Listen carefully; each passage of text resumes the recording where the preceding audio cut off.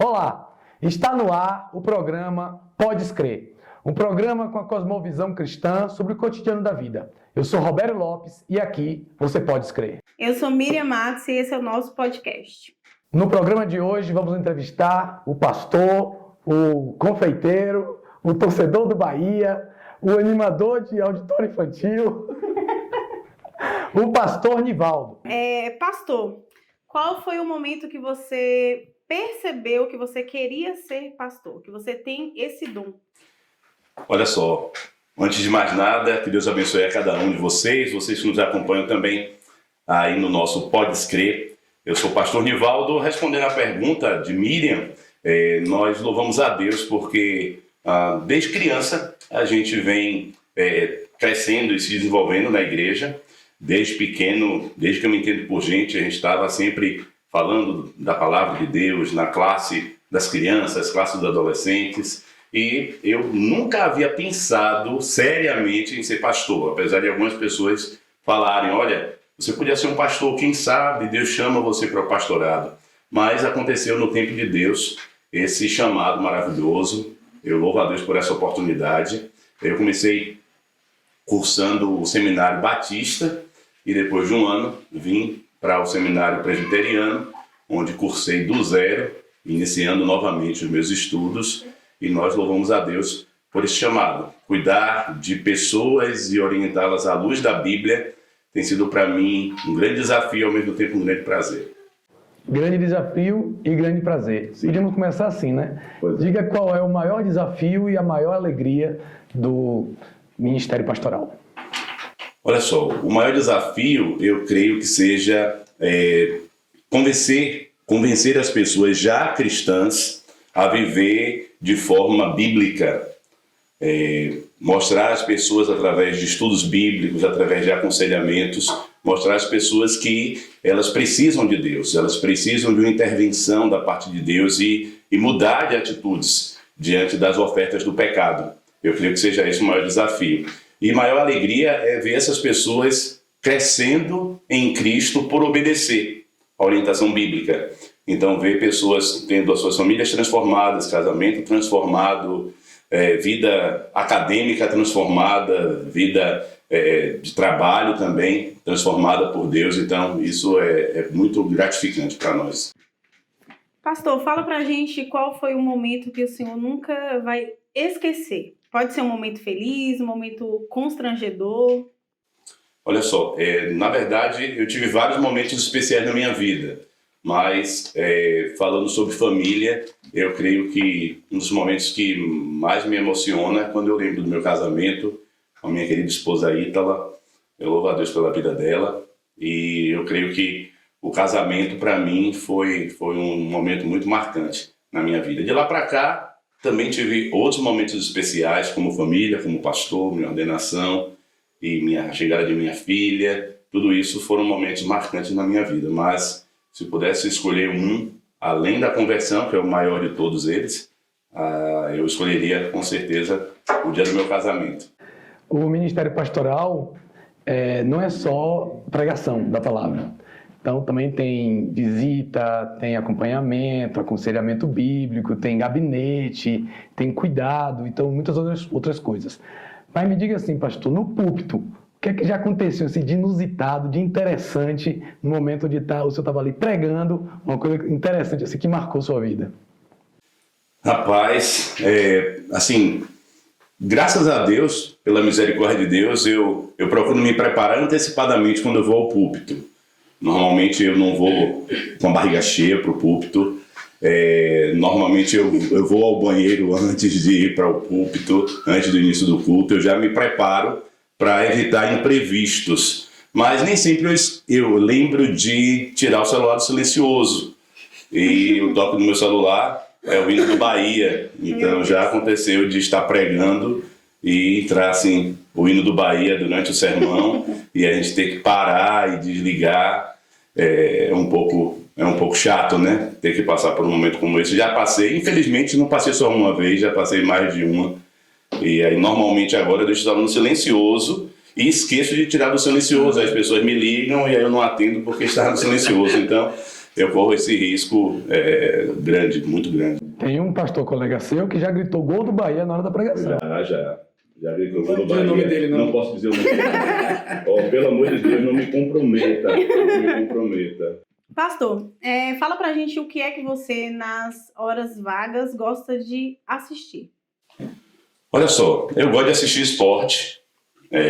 Quando eu tenho tempo para assistir, eu assisti um bom jogo de futebol, principalmente quando o Bahia está jogando. Aí eu gosto. Às vezes eu me alegro, às vezes eu me estresso, mas na vida é assim, a gente se alegra, a gente se estressa. Vida que segue. E gosto de assistir também jogos da Champions League, gosto muito de assistir jogos europeus também.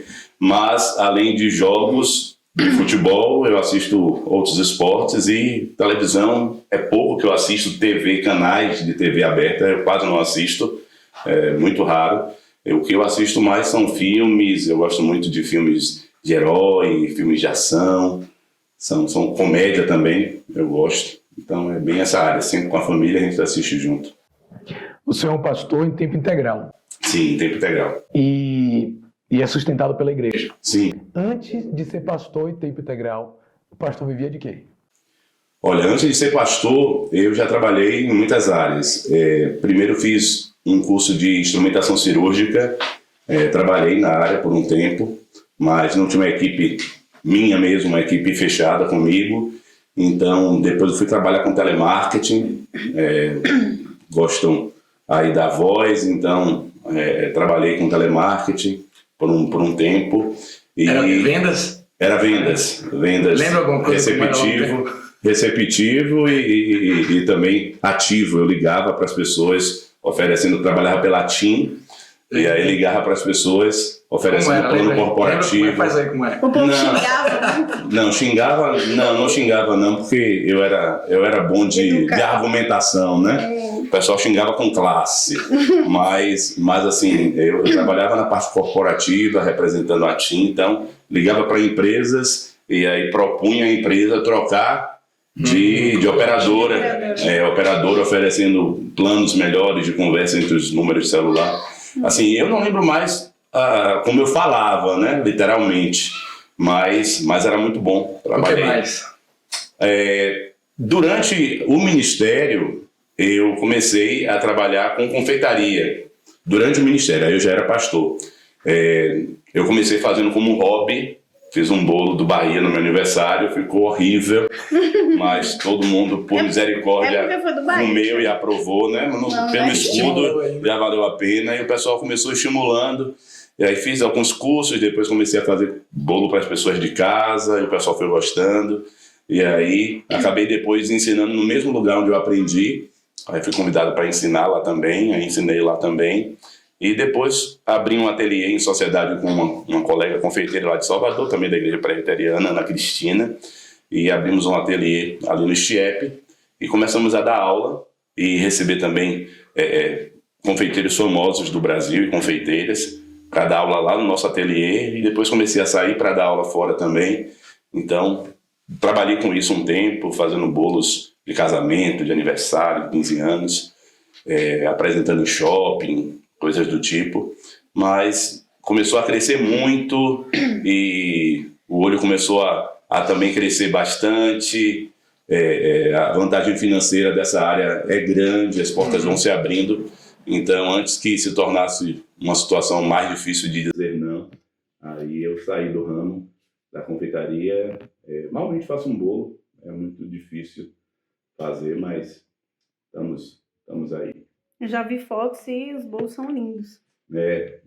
Nunca provei para dizer que é gostoso. Mas tem Betânia, espero provar. Tem Betânia, tem Pastor Lucas, espero provar. Tem Davi e companhia, que provaram e aprovaram. O último bolo que eu fiz, inclusive, foi no aniversário de Davi, eu vi foto. há uns 15 dias atrás. Eu vi a foto. Como que falou do Bahia, né? E futebol, como que você se sente vindo para um lugar da Bahia que não valoriza de uma certa forma o futebol baiano, como Salvador ou os outros lugares? Como que você se sente? Olha só, eu creio que na verdade é uma influência muito grande das antenas parabólicas, né, que transmitem os canais de Rio e São Paulo. E isso facilitou que as pessoas no interior, né, da Bahia apenas tivessem acesso a esses times. Eu sou nordestino, eu torço para um time da terra, para o melhor do Nordeste, o maior do Nordeste, único bicampeão baiano, ou bicampeão brasileiro, 50 vezes campeão baiano, certo? 5 vezes campeão da Copa do Nordeste. Então, eu torço por melhor da Bahia, melhor do Brasil. Mas as pessoas preferem torcer para times de fora, onde os baianos não Mas são o pastor valorizados. não pode dar o grito de guerra do Bahia, não, né? Não pode. Fala parte dele. Porque o complemento é censurado. E também não está nos meus lábios esse tipo de comentário, não. Mas, bora Bahia. Pronto. Pronto, é o suficiente. Ela citou essa questão de cidade grande, cidade pequena. Sabemos que o pastor foi formado e criado em Salvador, na igreja de Salvador, e depois migrou para uma cidade pequena, né, como hoje, outros também que o pastor passou. E a gente sabe que a realidade é muito diferente. As pessoas que se formam ou em São Paulo, querem ficar em torno ali, orbitando Mackenzie, ou em Recife, ou querem ficar sempre nos grandes centros. O que é que o senhor fala para esses novos aspirantes ao ministério que estão se formando na igreja presbiteriana, e qual é a vantagem, e se é que tem vantagem, de sair de um grande centro para servir em uma área rural ou uma cidade pequena? Ok. Olha só, eu gosto de gente, eu gosto de cheiro de ovelha. Muitos pastores falam a respeito disso, né? Alguns colegas, eles estudam a teologia e não conhecem a ovelha de perto. É como você fazer faculdade de veterinária sem ter nojo de bicho, ter nojo de animal, não gostar de estar perto. Então, eu creio que estudar teologia para ser um pastor, sem estar no cotidiano, caminhando junto, ensinando, educando, exortando, como se fossem literalmente filhos, você se importasse com o bem-estar dessas pessoas, eu creio que algo diferente disso não é pastoreio, certo? Aqui no interior a gente tem a oportunidade de acompanhar as pessoas e acompanhar todos os processos, desde um casamento até os problemas de gestação e até o nascimento do primeiro filho e o batizado desse filho, o desenvolvimento dele. Então, assim, a gente vive o dia a dia das pessoas. Já em Salvador e grandes capitais, a gente não tem essa facilidade, né? As pessoas não nos dão essa abertura, essa intimidade.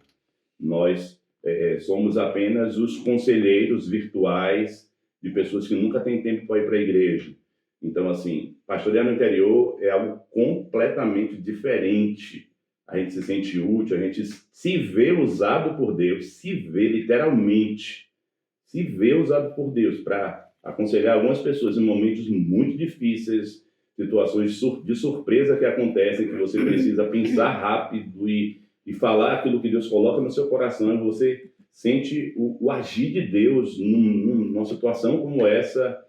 Então, assim, é maravilhoso demais. A gente anda quilômetros para chegar em congregações, em povoados, para falar de Jesus. Estrada de chão. Estrada de chão, pneu que fura e atropela cobra, e a situação é bem complicada, mas em contrapartida, o resultado tem sido muito bom. A gente vê nossas igrejas crescendo, amadurecendo, então isso é maravilhoso demais.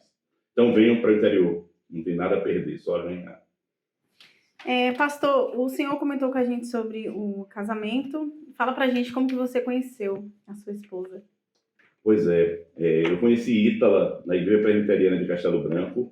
Em Castelo Branco, no bairro lá de Salvador, nós tínhamos no bairro, de tanto falar povoado, estou acostumado.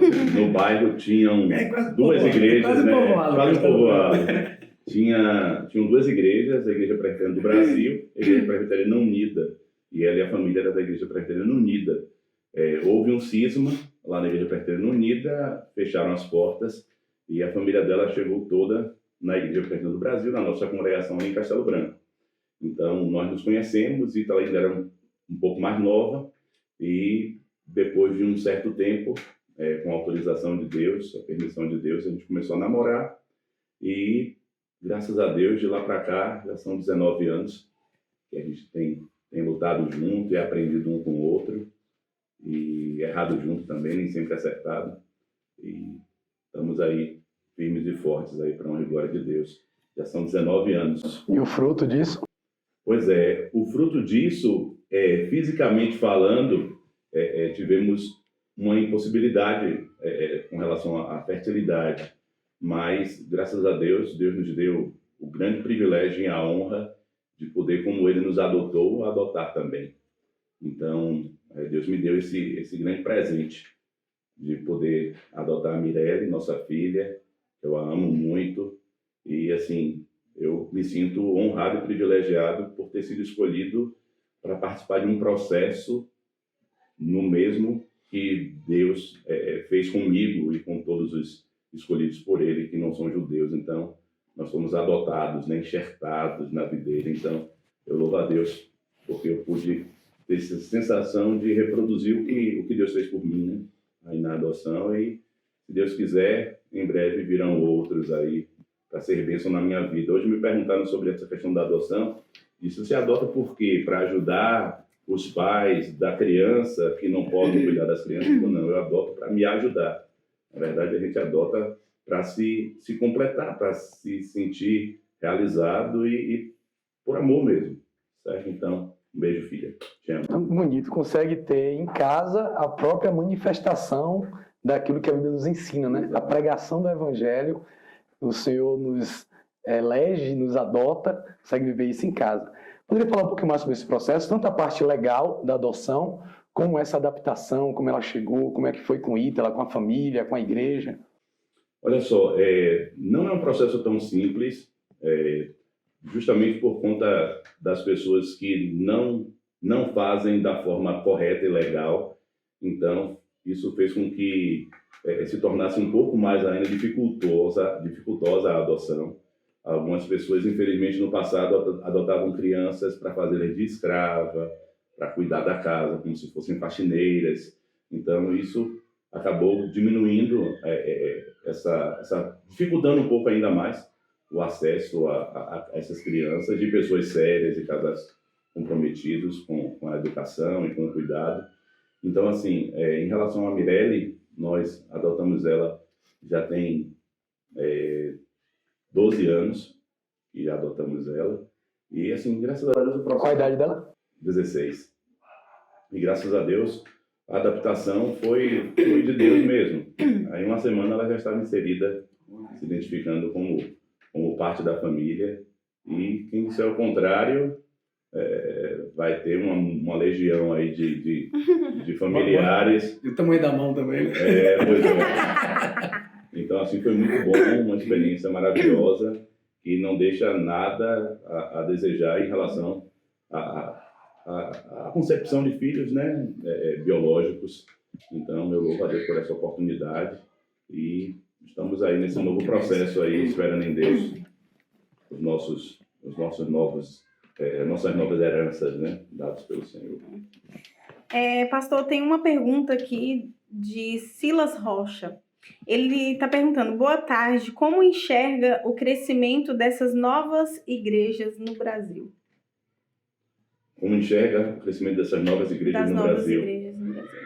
Olha só, se fala muito desse crescimento no Brasil e do crescimento do grupo evangélico no Brasil, do movimento gospel no Brasil. A gente tem que ter muito cuidado com o fermento dos fariseus, né? Nem sempre tudo que incha, nem sempre tudo que fermenta e que cresce é algo bom. Então temos que ter um zelo muito grande em relação a isso. Eu creio que esse crescimento é dado por Deus. O crescimento não é apenas numérico, é um crescimento também de qualidade. Então, assim, quanto mais se investe na qualidade do conhecimento, da doutrinação da igreja, Deus vai acrescentando dia a dia aqueles que hão de ser salvos. Então, quanto mais a gente ensina a Bíblia com fidelidade e cumpre o ídolo de Jesus, mais Deus vai trazendo pessoas à igreja. Então, esse tipo de crescimento que as pessoas chegam na igreja hoje, são batizadas amanhã e se tornam membros das igrejas, na verdade, é uma membresia muito, muito ociosa. Você não tem garantia de que aquela pessoa que foi batizada hoje estará daqui a um ano na mesma igreja, porque entra e sai com muita rotatividade. Então, assim, as igrejas sérias, elas têm um corpo de membros que às vezes são renovados geração após geração. Era o bisavô, e depois o avô, o pai, o filho, o neto. E é uma grande geração de crentes ali, fazendo com que a igreja se desenvolva. Então, assim, eu louvo a Deus por esse crescimento e peço a Deus que a cada dia esse crescimento seja um crescimento qualitativo também, com a fiel exposição das Escrituras, a correta disciplina e a manifestação, a aplicação, né, dos sacramentos. Então, a gente pede a Deus que seja uma igreja verdadeira, né, uma igreja bíblica, possa crescer, sempre tendo Cristo como centro. Eu também tenho uma pergunta aqui, acho que eu vou ler aqui rapidinho, saindo do protocolo, eu vou me auto-entrevistar. O pastor Josinaldo Lopes, que é meu amigo e pastor, agradeço aí lembranças para o pastor Josinaldo, ele pergunta aqui, como foi a experiência de ser pastor auxiliar, o co-pastor, né? Onde? Eu fui pastor auxiliar em Castelo Branco primeiro, fui pastor auxiliar do reverendo Otacílio Fernando, fui pastor auxiliar no meu primeiro ano de ministério, ordenado. Eu fui pastor auxiliar de Fernando, na igreja que eu fui criado, na igreja de Castelo Branco. Depois, eu fui convidado pelo pastor Milton César, que era pastor lá em Jacobina, fui convidado pela igreja dele, pela igreja de Jacobina, e por seu conselho, para pastorear, ser pastor auxiliar lá. Então, graças a Deus, foi uma experiência muito boa também, onde eu aprendi bastante com o pastor Milton. Eu saí do seminário bem verde, e a gente aprende a ser pastor, sendo pastor e não na cadeira da academia. Então, assim, eu louvo a Deus pela vida do pastor Milton, também pela vida do reverendo Otacílio Fernando, mas em especial o pastor Milton, porque ele me estimulou a leitura maior das Escrituras e um investimento maior em boa teologia, em bom material teológico. Então, houve esse estímulo e também uma cobrança para que a gente pregasse cada vez mais de forma expositiva. E eu aprendi a pregar de forma expositiva graças ao pastor Milton, que me ensinou e me cobrou bastante também. Então, assim, eu louvo a Deus porque Deus usou pessoas para me abençoar.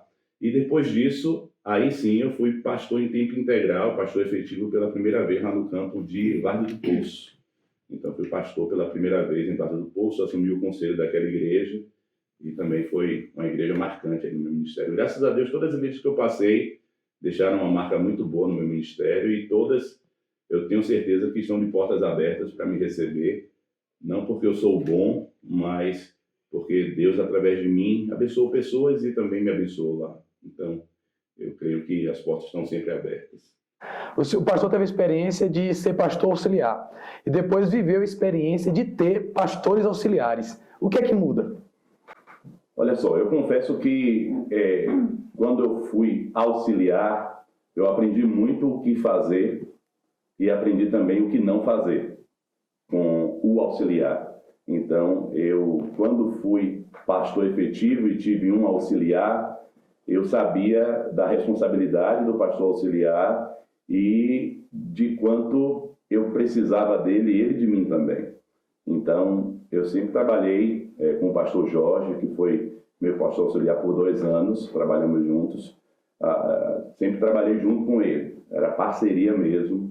A gente caminhava junto, sempre que possível visitávamos juntos, e sonhávamos juntos, e orávamos juntos, e às vezes estudávamos juntos. Então, eu tive esse privilégio de poder caminhar junto com ele. Ele meio que eram outros braços ajudando a mim, como pastor titular, a fazer o trabalho do Senhor ali na igreja. Então, eu aprendi bastante e pude ensinar também, né? Então, assim, eu tenho esse pensamento.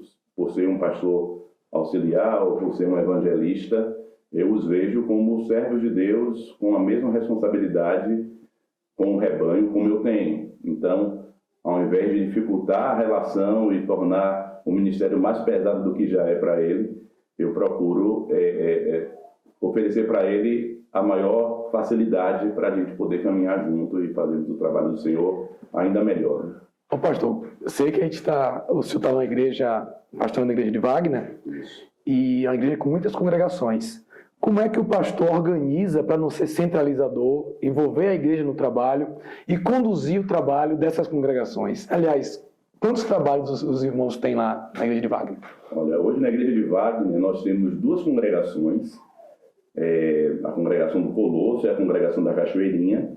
Em cada uma dessas congregações nós temos um evangelista trabalhando, e temos mais 2 pontos de pregação, que é o ponto de pregação do Bonito de Cima e o ponto de pregação da Nova Vida, certo? Um assentamento sem terra. Nós temos um ponto de pregação lá nesse assentamento. Então, assim, nós tentamos fazer uma escala. Eu confesso para vocês que de todas as áreas ministeriais, a que eu tenho mais dificuldade é poder delegar. Porque, assim, eu costumo, às vezes, pedir, eu costumo delegar, mas quando as pessoas normalmente fazem para Deus por obrigação, sem vontade, de qualquer jeito, eu prefiro não pedir novamente. Eu prefiro fazer, porque eu vou me esforçar para fazer o melhor, enquanto a pessoa, com mais tempo, infelizmente oferece aquilo quando sobra, o tempo que sobra, o tempo que dá, o tempo que lembra. Então, assim, uma das minhas dificuldades é delegar. Eu não sou centralizador, eu sempre convido pessoas para estar comigo, para caminharmos juntos, certo? E dou todo o suporte ali para os evangelistas, mas, assim, de um modo geral, se precisa ligar a luz e eu peço, a pessoa faz cara feia e liga a luz, da próxima vez eu já não peço, eu mesmo vou lá e ligo a luz, porque é para Deus.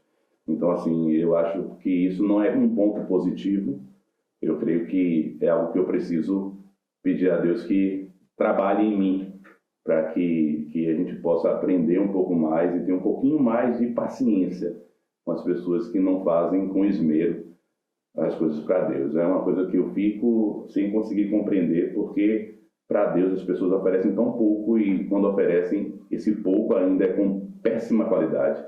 Então, eu não consigo compreender. Às vezes, para uma pessoa, a gente serve muito mais e melhor e dá o nosso melhor para mostrar o nosso nome, para mostrar a nossa marca, para mostrar a qualidade das coisas que a gente tem. E para Deus, a gente pensa que Deus pode receber qualquer tipo de adoração, qualquer tipo de oferta. Então, eu tenho essa dificuldade no meu ministério. Além das congregações dos pontos de pregação, existem outras atividades também, né? Sim. Tem a escola, o colégio. Como é que o pastor organiza a rotina para dar conta de tanta coisa? Olha só, a gente tem uma pequena agenda que é feita mensalmente, certo? Nós temos uma agenda e já temos algumas programações fixas. Como, por exemplo, toda quarta-feira nós temos um culto no hospital à tarde, no Hospital de Maternidade Ponte Nova. Então nós temos um culto lá de 3 a aproximadamente 3h30, 4 horas da tarde.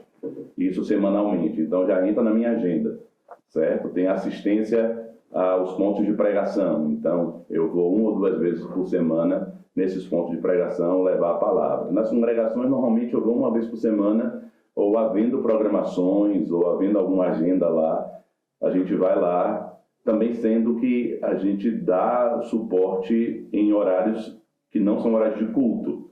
Então, a gente vai, conversa com o evangelista e trata com eles, faz algumas visitas em horários opostos aos horários de culto.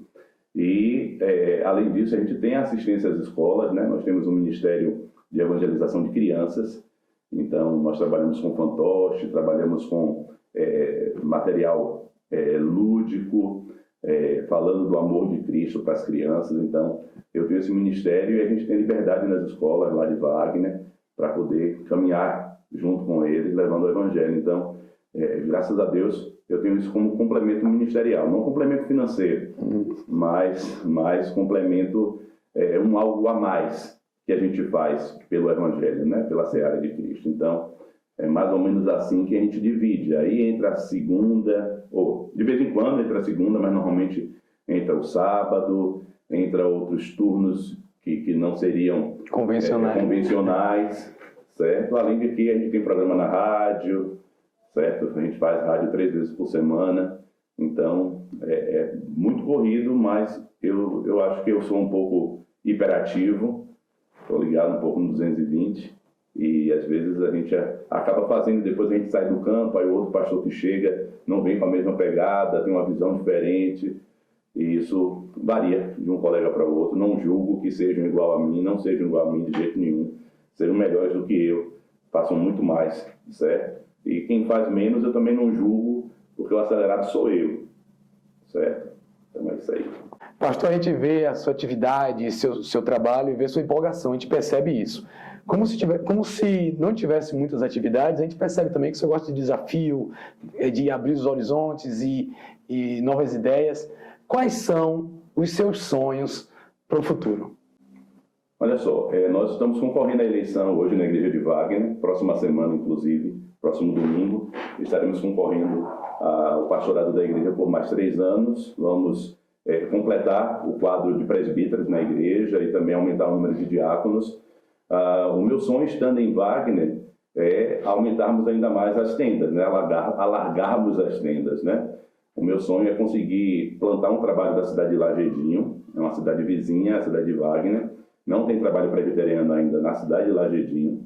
Eu tenho orado por isso já há alguns anos e algumas dificuldades têm se levantado, mas eu não deixei de orar por esse campo, temos orado ainda e creio que a gente vai, em nome de Jesus, iniciar essa plantação de igreja lá. Além disso, temos o sonho de plantar a igreja também na cidade de Lençóis, que é uma cidade turística, e nós queremos muito ter um trabalho ali dentro de Lençóis e também um trabalho em Tanquinho de Lençóis, que fica a 9 quilômetros de Lençóis, mas a maioria dos moradores de Lençóis moram em Tanquinho e trabalham em Lençóis. Então, as suas casas eles fizeram de restaurante, alugaram para pousadas e acabaram construindo uma casa lá próximo, né, em Tanquinho, que o terreno é mais barato, tudo é mais barato.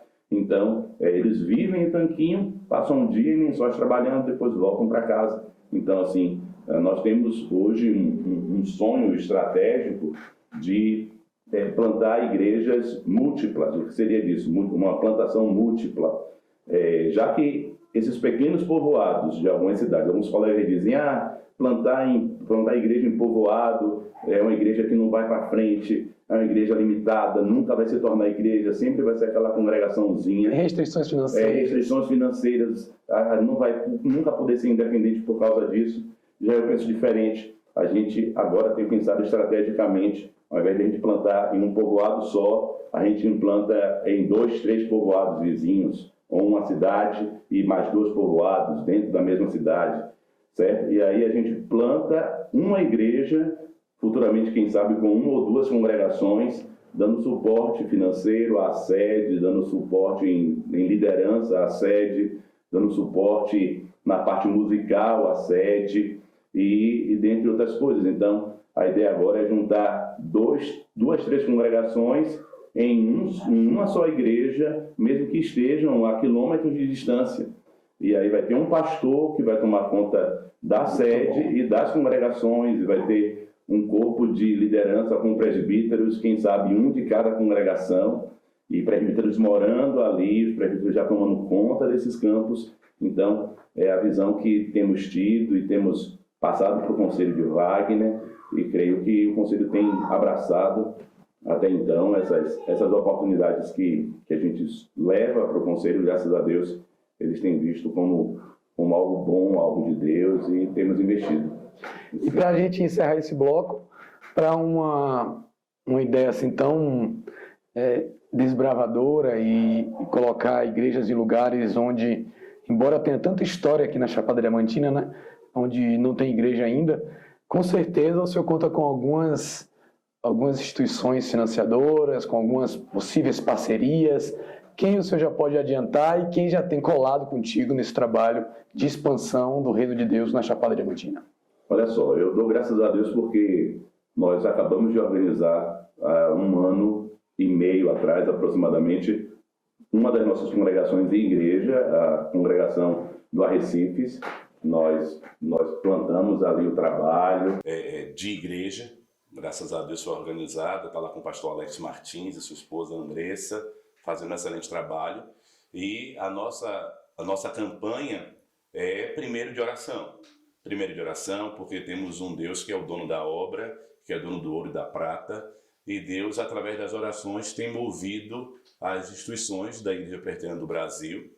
É fruto de oração, certo? Então, assim, eu louvo a Deus pela Junta de Missões Nacionais e pela Junta Missionária de Pinheiros, que tem investido não só em oração, mas também de forma monetária na plantação desses campos e na manutenção desses obreiros. Então, nós temos tido todo esse suporte da IPB também, somos uma igreja dizimista e entendemos a necessidade de avançarmos em missões e temos estimulado os irmãos da igreja justamente para terem não só seus corações convertidos, mas também os seus bolsos convertidos ao Evangelho, como disse o reverendo Hernani Dias Lopes, para que eles possam investir ainda mais, certo, nessas futuras igrejas. Então, o nosso apoio, ele vem primeiro de Deus, né? Vem de cima, e a igreja de forma horizontal tem cooperado também, o nosso conselho tem cooperado, e em resposta às orações, Deus tem movido as nossas juntas missionárias aí, a JMN